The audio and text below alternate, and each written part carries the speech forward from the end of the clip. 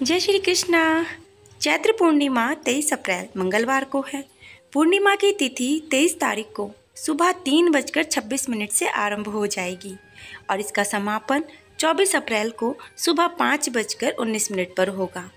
चैत्र पूर्णिमा पर विधि विधान के साथ पूजा पाठ करने के साथ साथ व्रत कथा का पाठ करने पर भी मनोकामनाएं पूरी होती हैं और व्रती को सांसारिक सुख भोगने के बाद मोक्ष की प्राप्ति होती है। तो आइए सुनते हैं चैत्र पूर्णिमा की व्रत कथा को।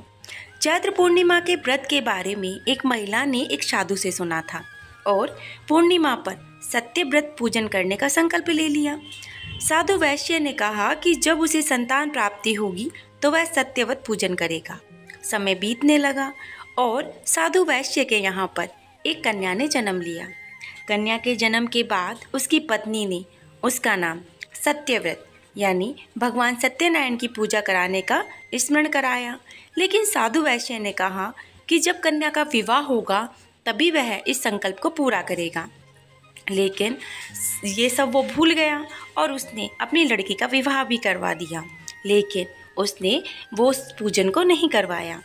अब आगे हुआ ये कि उसका दामाद व्यापार करने के लिए आगे चला गया और भाग्य ने ऐसी करवट ली कि उसे चोरी के आरोप में राजा चंद्रकेतु ने उसके दामाद को कारागार में डाल दिया।